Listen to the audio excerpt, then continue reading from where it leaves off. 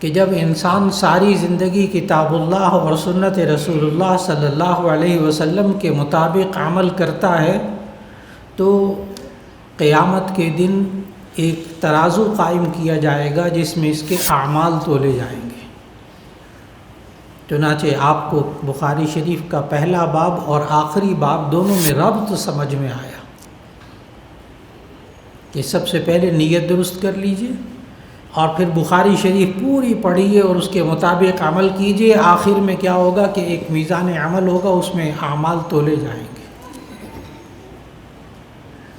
اور جنت میں لے جانے والے اعمال وزندار ہوئے تو ایسی صورت میں نجات ہوگی انشاءاللہ۔ یہ ہے وہ باب قول اللہ ونضع الموازین القسط لیوم القیامہ، سورۃ الانبیاء کی آیت نمبر 47 کو امام بخاری رحمہ اللہ نے ترجمۃ الباب میں ذکر کیا، اور یہ بات بھی آپ کے ذہنوں میں موجود ہے۔ پوری بخاری شریف پڑھتے ہوئے آپ نے محسوس کیا کہ تمام حدیث کی کتابوں میں یہ واحد بخاری شریف ہے کہ جس میں ہر باب کو تقریباً شروع کرتے ہوئے شروع میں امام بخاری رحمہ اللہ ایک آیت لاتے ہیں اور سمجھاتے ہیں کہ کتاب اللہ اور سنت رسول اللہ کا آپس میں کتنا گہرا تعلق ہے، کہ یہ احادیث قرآن حکیم ہی کی تشریح اور تفسیر ہے۔ آپ نے قرآن حکیم کو سمجھنا ہوگا منہج نبوی کے مطابق، جس طرح نبی صلی اللہ علیہ وسلم نے قرآن حکیم کو سمجھایا اسی طرح سمجھنا ہے۔ اور پھر یہ اعمال وزنی کب ہوں گے؟ آپ نے آیت میں پڑھا وَنَضَعُ الْمَوَازِينَ الْقِسْطَ لِيَوْمِ الْقِيَامَةِ کہ ترازو رکھے جائیں گے قیامت کے دن، جس میں کیا ہوگا؟ آگے امام بخاری رحمہ اللہ نے اس بات کو ذکر کیا، حضرت مجاہد رحمہ اللہ کے حوالے سے اس کی لغوی تحقیق ذکر کی، لفظ قسط کی۔ وقال مجاہد القسطاس العدل بالرومیہ، کہ حضرت مجاہد رحمہ اللہ نے فرمایا کہ قسطاس یہ عربی زبان میں لفظ استعمال ہو رہا ہے، لیکن یہ رومی زبان سے نکلا ہے اور اس کا معنی ہے عدل، انصاف۔ لفظ قسط ابھی قرآن مجید میں سورہ انبیاء کی آیت 47 میں پڑھا آپ نے، اور یہ لفظ قسطاس یہ بھی قرآن مجید میں موجود، وزنوا بالقسطاس المستقیم، تو لفظ قسطاس بھی قرآن مجید میں موجود۔ لیکن یہاں آپ کے ذہن میں ممکن ہے یہ بات آ جائے کہ حضرت مجاہد رحمہ اللہ فرما رہے ہیں کہ یہ رومی زبان کا لفظ ہے، جبکہ اللہ تعالیٰ نے قرآن مجید میں فرمایا انا انزلناہ قرآنا عربیا، کہ ہم نے قرآن حکیم کو عربی میں نازل کیا ہے، تو اس قرآن حکیم میں تو رومی زبان کے الفاظ بھی ہیں، پھر یہ عربی میں کیسے شمار ہوگا؟ تو اس کا جواب بھی محدثین نے لکھا، شارحین بخاری نے، کہ دراصل جب کوئی لفظ کسی زبان سے منتقل ہو کر دوسری زبان میں استعمال ہونے لگتا ہے وہ اسی زبان کا لفظ بن جاتا ہے۔ اس کو منقول عرفی کہتے ہیں۔ منقول عرفی یہ اصول کی خاص اصطلاح ہے کہ عرف میں ایک چیز منتقل ہوتی ہے تو اس کا منتقل ہونا معتبر ہوتا ہے۔ اسی طرح آپ اردو زبان کو لے لیجئے کہ اردو زبان جس کا مطلب ہے لشکر، خود لفظ اردو کا معنی لشکر، اور آپ کا جو قومی ترانہ ہے اس کے اندر ظاہر ہے اردو زبان میں سمجھتے ہیں سب لوگ کہ یہ اردو زبان میں ترانہ ہے، لیکن اس پورے قومی ترانے کے اندر یا عربی کے الفاظ ہیں یا فارسی کے الفاظ ہیں، اور پورے قومی ترانے کے اندر صرف ایک لفظ ایسا ہے جو خالص اردو کا ہے، یعنی ایک لفظ ایسا ہے پورے قومی ترانے میں جو اردو زبان کے علاوہ کہیں نہیں پایا جاتا، اور وہ لفظ ہے کاف الف کا، بس کا نظام۔ وہ جو لفظ کا ہے نا، یہ والا کسی زبان میں استعمال نہیں ہوتا، یہ خالص اردو زبان کی پیداوار ہے۔ لیکن آپ اس پورے قومی ترانے کو اردو زبان کہتے ہیں اور خود اردو زبان بولتے ہیں، تو اس میں بے شمار الفاظ فارسی کے، عربی کے اور زبانوں کے بولتے ہیں، تو آپ کہتے ہیں میں نے اردو میں بات کی ہے۔ معلوم ہوا کہ جب کوئی لفظ کسی زبان سے دوسری زبان میں منتقل ہو کر استعمال ہونے لگتا ہے تو وہ اسی زبان کا حصہ بن جاتا ہے، اس لیے لفظ قسطاس بھی اب عربی زبان کا ہی لفظ شمار ہوگا، اور انا انزلناہ قرآنا عربیہ بالکل درست۔ پھر امام بخاری رحمہ اللہ نے آگے فرمایا وَيُقَالُ الْقِسْطُ مَصْدَرُ الْمُقْسِطِ، اور کہا جاتا ہے کہ قسط جو ہے وہ مقسط کا مصدر ہے، کیونکہ اساتذہ اس حدیث کو اور اس باب کو پڑھاتے ہوئے جو باتیں ذکر کرتے ہیں ان میں سے بہت سی باتیں صرف طلباء کے لیے، علماء کے لیے ہیں، اساتذہ پہلے سے جانتے ہیں، اور عوام کے لیے باتیں اس میں سے جتنی باتیں ان کو سمجھ میں آ جائیں وہ قبول کر لیں، ان کے لیے بھی باتیں ہو جائیں گی اس میں سمجھ میں آنے والی۔ لیکن اس جگہ کو سمجھنا ضروری ہے کہ وَيُقَالُ الْقِسْطُ مَصْدَرُ الْمُقْسِطِ، اور یہ کہا جاتا ہے کہ قسط یہ مقسط کا مصدر ہے۔ مقسط یہ اسم فاعل ہے باب افعال سے، اقسط یقسط اقساطا فهو مقسط، تو مقسط کا مصدر اقساط ہوتا ہے، قسط تو نہیں ہوتا۔ یہ امام بخاری رحمہ اللہ نے کیا بتایا؟ ایک علم صرف پڑھنے والا بھی جانتا ہے کہ مقسط کا مصدر اقساط ہوتا ہے۔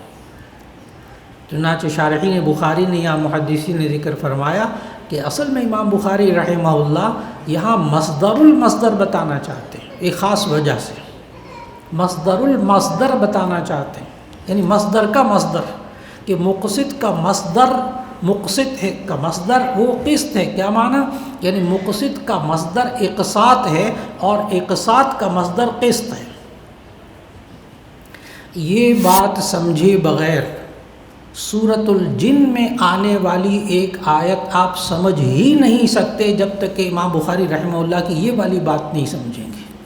بہت عجیب بات ہے، اس لیے کہ یہ مقسط یہ لفظ بھی قرآن مجید میں موجود، سورۃ الممتحنہ کی آیت نمبر 48 میں یہ لفظ موجود، مقسط، ان اللہ یحب المقسطین، ان اللہ یحب المقسطین۔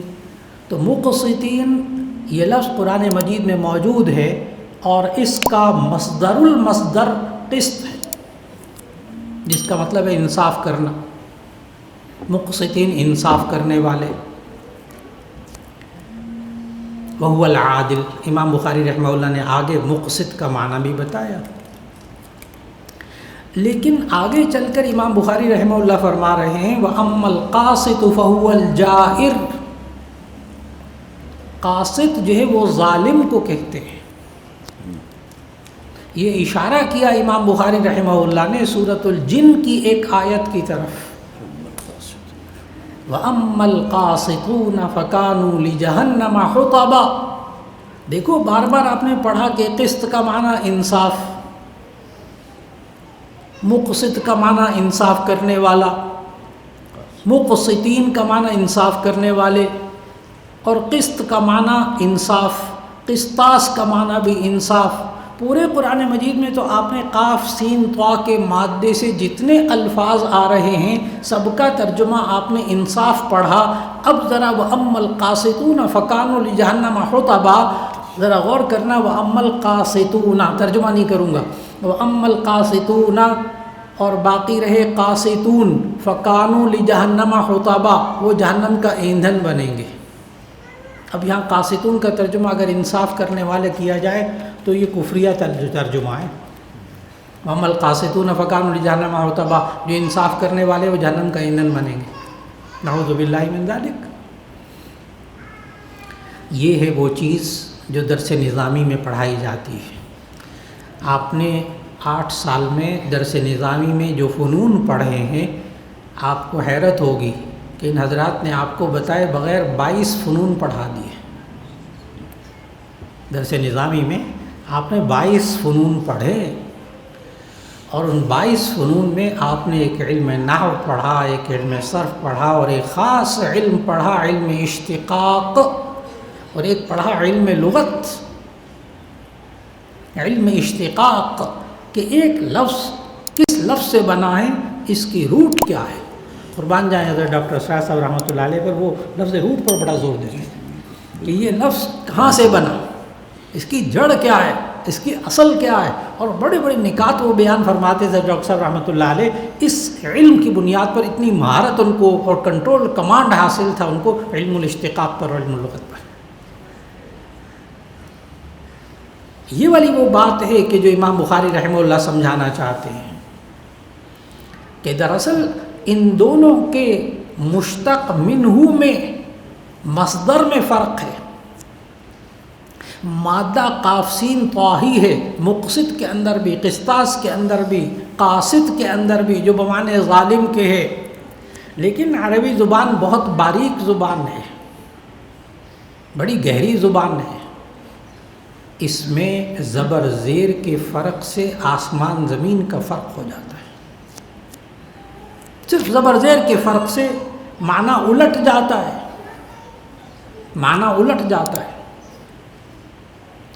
آپ پڑھتے ہیں ثلاثی مزید فی سے جتنے اس میں فاعل اور اس میں مفعول آتے ہیں، ان میں صرف عین کے اوپر زبر زیر کا فرق ہوتا ہے۔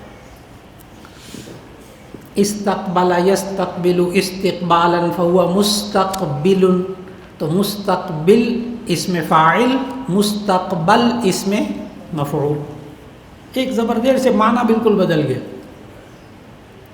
بالکل یہی ہوا یہاں کہ قاف سین طا، اس کو دو اعراب کے ساتھ پڑھا جاتا ہے عربی لغت کے اندر، ایک ہے قسط اور ایک ہے قسط۔ اگر بکسر القاف، قاف کے کسرہ کے ساتھ پڑھا جائے تو اس کا معنی ہوتا ہے انصاف، اور اگر اس کو قاف کے فتحہ کے ساتھ پڑھا جائے تو اس کا معنی ہوتا ہے ظلم۔ اب آپ ایک دم بات سمجھ گئے کہ قاسطون کس سے بنا ہے، قسط سے بنا ہے۔ اب آپ کو یہ بھی سمجھ میں آ گیا ہوگا کہ امام بخاری نے کیا کہہ دیا تھا کہ مقسط کا مصدر المصدر کیا ہے، قسط۔ وہاں اقساط نہیں کہا، وہاں قسط کہا، بتایا وہ بکسر القاف ہے، اور اگر یہ بفتح القاف ہوتا تو اسی صورت میں پھر اس کا معنی بالکل بدل جاتا، اور وہ ہے وَأَمَّا الْقَاسِطُ فَهُوَ الْجَائِرُ، جو قاسط ہے وہ ظالم ہوتا ہے، ظالم کے معنی میں، اور اشارہ قرآن مجید کی اس آیت کی طرف ہے سورۃ الجن کی، وَأَمَّا الْقَاسِطُونَ فَكَانُوا لِجَهَنَّمَ حُطَبًا، ظالم لوگ جو ہیں ان کا مقام جہنم ہوگا۔ اور پھر اس کے بعد امام بخاری رحمہ اللہ نے ایک بات کہی جس کو آپ نے بغور سمجھا، باب کے فوراً بعد، باب قول اللہ وَنَضَعُ الْمَوَازِينَ الْقِسْطَ لِيَوْمِ الْقِيَامَةِ، کہ انصاف والے ترازو قائم کیے جائیں گے قیامت کے دن، اور اس میں تولا کیا جائے گا، وَأَنَّ أَعْمَالَ بَنِي آدَمَ وَقَوْلَهُمْ يُوزَنُ، بنی آدم کے اعمال اور اس کے اقوال تولے جائیں گے، اچھے اعمال بھی، برے اعمال بھی، اچھے اقوال بھی، برے اقوال بھی۔ یہاں ذہن میں نہ آنے دیجیے گا کہ اعمال جمع ہے اور قول یہ واحد ہے، تو یہاں اقوالہم ہونا چاہیے، اس لیے کہ قول مصدر ہے، اور آپ کو معلوم ہے کہ مصدر کا اطلاق قلیل پر بھی ہوتا ہے، کثیر پر بھی ہوتا ہے، اس لیے ہم یہاں ترجمہ یہی کر سکتے ہیں کہ وَأَنَّ أَعْمَالَ بَنِي آدَمَ وَقَوْلَهُمْ يُوزَنُ، بنی آدم کے اعمال اور اس کے اقوال تولے جائیں گے۔ ایک بات کی طرف توجہ دلانا چاہتا ہوں، تمام حاضرین بھی اب باتوں کو سمجھیں گے انشاءاللہ، آسان طریقے سے۔ عبارت میں ایک دفعہ اور غور کر لیں، میں پڑھنے لگا ہوں، صرف اس جملے کو غور کریں ذرا، وَأَنَّ أَعْمَالَ بَنِي آدَمَ وَقَوْلَهُمْ يُوزَنُ، بنی آدم کے اعمال تولے جائیں گے، اقوال تولے جائیں گے۔ ایک عجیب سی بات ہے کہ 8 سال جو آپ پڑھتے رہے ہیں وہ نہیں تولا جائے گا، یعنی علم نہیں تولا جائے گا، بہت عجیب سی بات ہے۔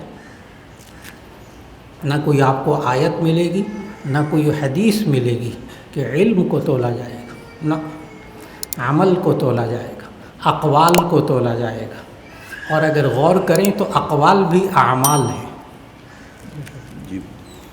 اس لیے کہ عمل آپ اس کو کہتے ہیں، فعل اور عمل میں فرق بھی آپ نے یہی پڑھا ہے کہ فعل مطلق کام کو کہتے ہیں، لیکن جب ارادے سے اپنے اعضاء سے ہم کوئی کام سرزد کرتے ہیں، کسی کام کا ارتکاب کرتے ہیں تو اسے عمل کہتے ہیں، ارادتاً اسے عمل کہتے ہیں۔ جب آپ بولیں گے تو زبان ہلائیں گے، دانت استعمال کریں گے، حلق استعمال کریں گے، اعضاء استعمال کریں گے، تو اقوال بھی اعمال ہیں۔ تو اگر کہا جائے کہ اعمال ہی تولے جائیں گے قیامت کے دن تو آپ کو بات بہت اچھی طرح سمجھ میں آ جائے گی۔ نجات کے لیے دو چیزیں ضروری ہیں، ایک ایمان اور ایک عمل۔ پڑھا آپ نے بخاری شریف کے شروع میں کتاب الایمان کتاب العلم میں بہت بحثیں پڑھی کہ ایمان کے لیے دو چیزیں ضروری، ایک ایمان، نجات کے لیے دو چیزیں ضروری، ایک ایمان اور ایک عمل۔ اور عجیب بات کیا نہیں ہے کہ ایمان بھی عمل ہے، ایمان بھی جاننے کا نام نہیں ہے، ماننے کا نام ہے۔ جب آپ مانیں گے تو وہ عمل بن جائے گا نا۔ میں اللہ تعالیٰ کو ایک جانتا ہوں، یہ ایمان کے لیے کافی نہیں ہے، ماننا پڑے گا۔ میں آخری نبی صلی اللہ علیہ وسلم کو اللہ تعالیٰ کا آخری نبی خاتم النبیین جانتا ہوں، جی کافی نہیں ہے، مانتا ہوں کہنا پڑے گا۔ اس لیے کہ جاننا یہ ایمان لانے کے لیے کافی نہیں ہے، ورنہ ہمارے تمام اکابر تشریف فرمائے ہیں، دنیا بھر کے مستشرقین کو بڑی اچھی طرح پڑھا، انہوں نے جانا۔ مستشرق جو یورپ کا مفکر اسلام کے بارے میں مطالعہ کرتا ہے اور دین کو قبول نہیں کرتا، بہت کچھ جانتا ہے اسلام کے بارے میں، بہت کچھ جانتا ہے، ایک عالم سے زیادہ جانتا ہوگا، لیکن اسے ہم مومن نہیں کہیں گے کیونکہ وہ مانتا نہیں ہے۔ میں آج 8 سال پڑھنے کے بعد آپ کے علم کی بے قدری نہیں بتا رہا، اچھا کہیں ادھر کو نہ ذہن لے جانا استاد جی پھر وہ 8 سال کیا کرتے رہے جب وہ اس کا وزن ہی کوئی نہیں ہے۔ نہ ابھی بات ہوگی پوری، ابھی علم کی بے قدری۔ استاد جی سارا 8 سال تو ہم علم کی قدر سنتے رہے، آج آپ بے قدری میں لگ گئے ہیں کہ علم کا تولا ہی نہیں جائے گا۔ جی بات وہی ہے، علم نہیں تولا جائے گا، عمل تولا جائے گا، یہ آپ کے اقوال تولے جائیں گے، علم نہیں تولا جائے گا۔ علم نجات کے لیے کافی نہیں ہے۔ اگر علم نجات کے لیے کافی ہوتا تو شیطان کے پاس کافی علم موجود تھا، اس سے بھی اللہ اگر ناراض ہوا ہے تو عمل کی وجہ سے ناراض ہوا ہے۔ کہنا نہیں مانا اللہ کا، اللہ ناراض ہو گیا۔ اور ہمارے طلباء خود میرے اپنے شاگرد بہت یہ سوال کرتے ہیں، استاد جی ہم دورہ حدیث ہم نے کر لیا ہے، اب کیا کریں؟ یہ ایک بہت سیدھا سا سوال ہے۔ استاد جی ہم نے اب دورہ حدیث کر لیا ہے، عالم بن گئے، فارغ التحصیل ہو گئے، اب ہم کیا کریں؟ ان کے ذہن میں ایک یہ والا جملہ ہوتا ہے کہ 8 سال اساتذہ یہ پڑھاتے رہتے، دیکھو علم حاصل کرو اللہ کی رضا کے لیے۔ بالکل درست جملہ ہے، اساتذہ نے بالکل صحیح کہا، لیکن طالب علم نے اس کا مطلب غلط لیا۔ استاد یوں کہتے رہے علم حاصل کرو اللہ کی رضا کے لیے، بالکل ٹھیک۔ طالب علم نے علم حاصل کر لیا، طالب علم اس غلط فہمی میں مبتلا ہو گیا کہ علم حاصل کرنے سے اللہ راضی ہو گیا، استاد جی اب میں کیا کروں؟ یہ الجھن ہے، میں نے جڑ پڑتا ہے آپ کو، الجھن کی جڑ یہ ہے۔ حالانکہ ناراض نہیں ہونا آپ نے، صرف علم حاصل کر لینے سے اللہ راضی نہیں ہوتا۔ نہ کوئی آپ کو آیت ملے گی، نہ کوئی حدیث ملے گی۔ علم حاصل کرنے کی جتنی فضیلتیں ہیں ان کو ایک طرف رکھو، وہاں کہیں سے یہ معلوم نہیں ہوتا کہ صرف علم حاصل کر لو اللہ راضی ہو گیا، نہیں ملے گا آپ کو۔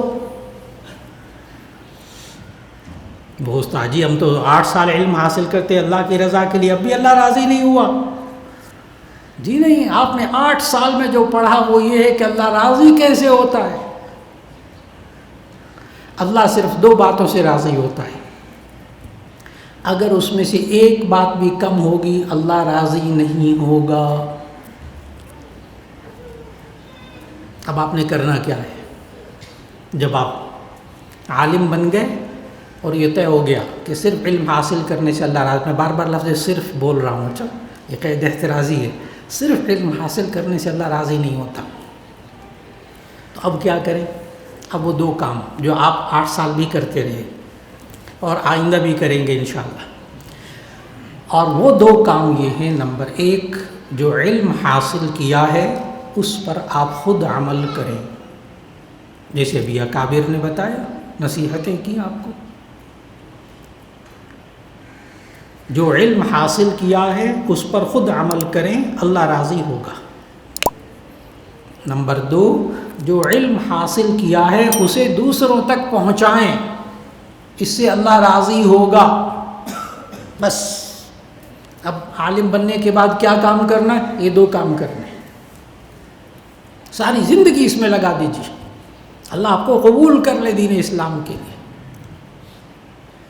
اور اگر خود عمل کرتے رہے، اپنی قبر ٹھیک کر لی، میں نے اپنی آخرت ٹھیک کرنی ہے، بس خود عمل کر لیا اور دوسروں تک دین نہیں پہنچایا، امر بالمعروف نہی عن المنکر کا فریضہ ادا نہیں کیا، تو ایسی صورت میں اللہ پکڑ کرے گا۔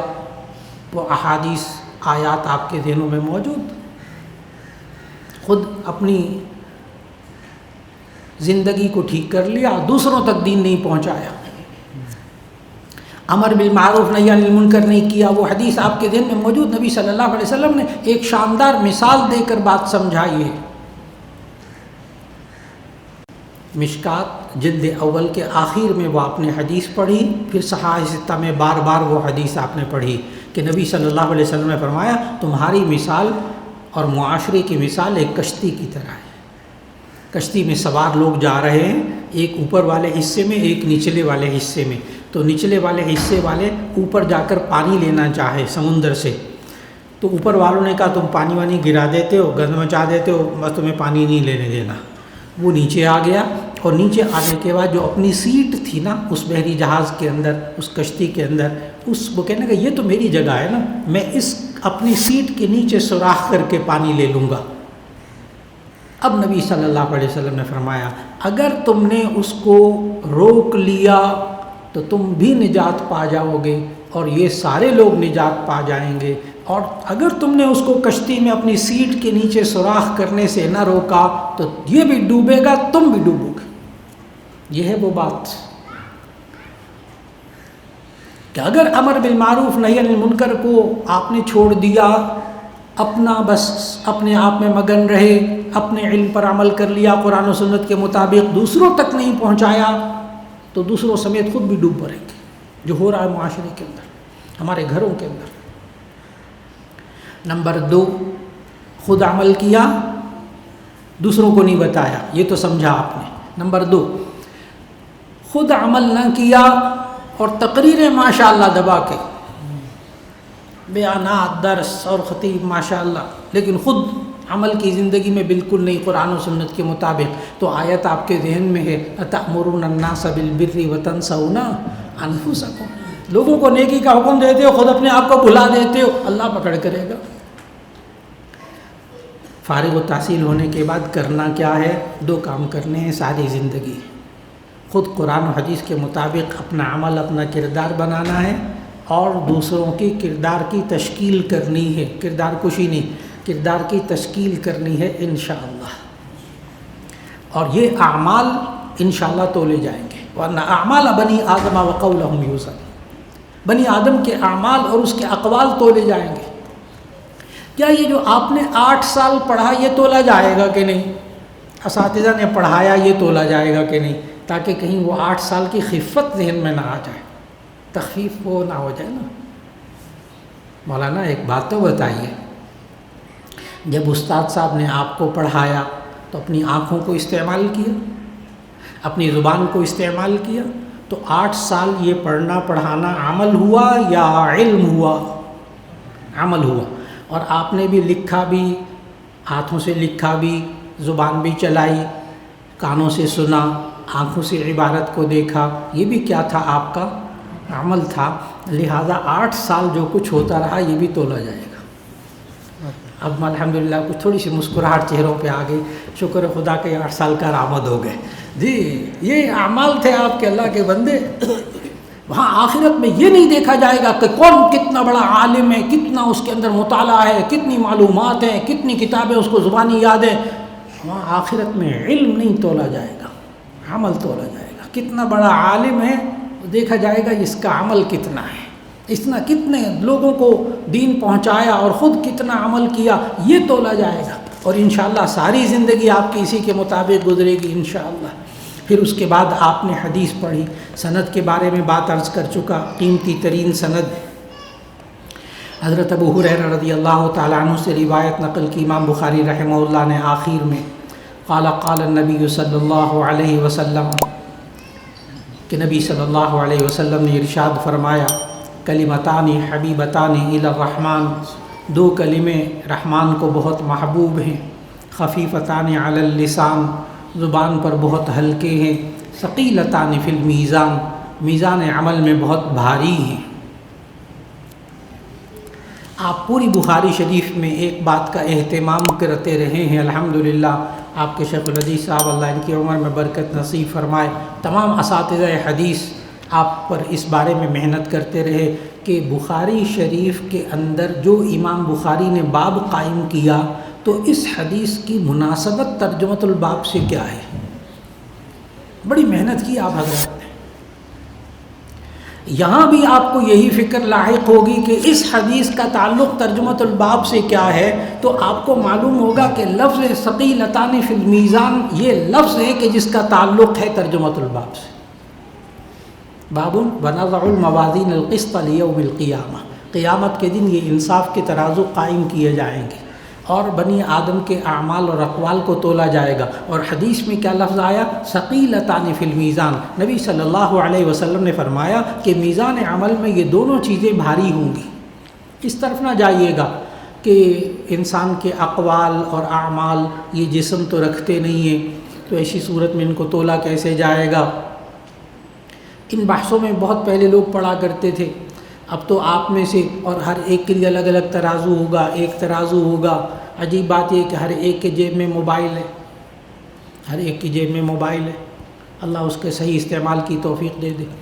ہر ایک کے جیب میں موبائل ہے اور وہ دوسرے کو کیا کہتا ہے، یار میری جو بیٹری ہے نا وہ ابھی اس میں 3 دانے ہیں، 2 دانے ہیں اور 1 دانہ ہے، اور یہ بیٹری تو میری بالکل ہی ختم ہو گئی۔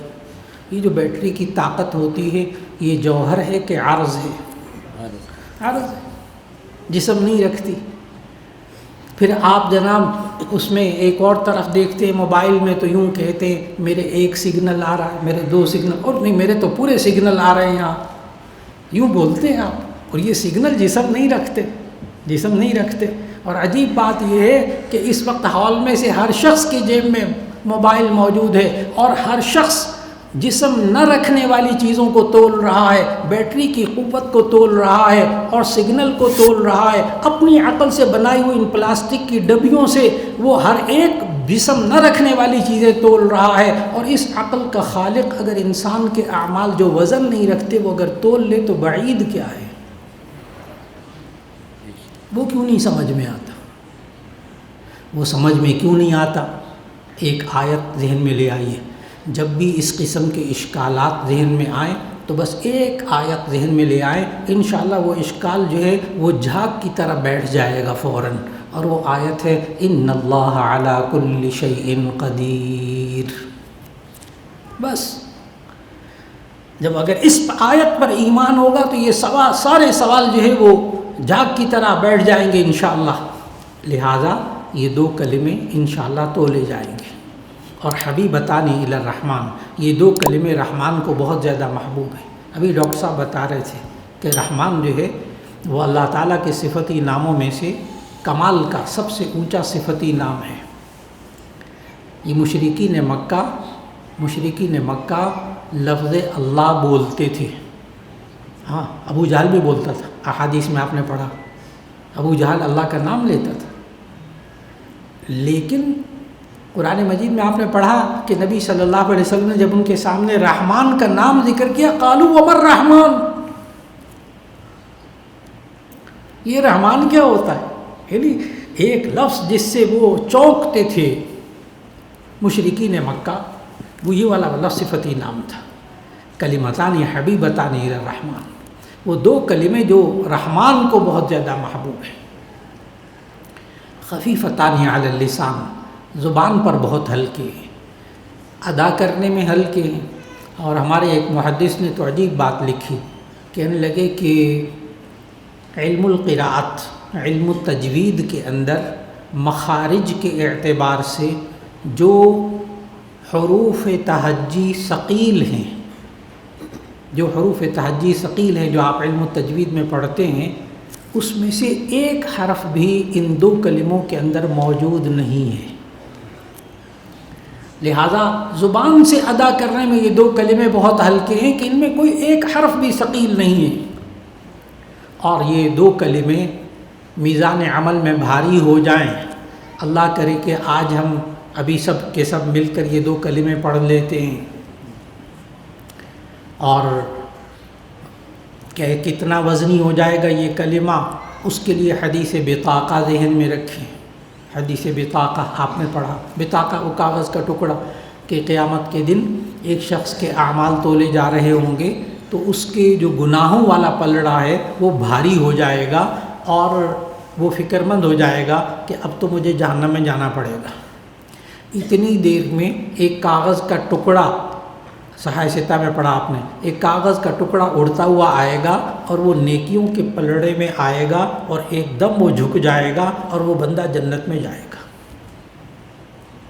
پھر آپ نے اس حدیث میں یہ بھی پڑھا کہ وہ کاغذ کے ٹکڑے پر لکھا ہوا کیا تھا؟ کلمہ طیبہ، کلمہ طیبہ، کہ وہ انسان جس نے اخلاص کے ساتھ ایک مرتبہ زندگی میں کلمہ طیبہ پڑھا تھا وہ آج کام آ گیا۔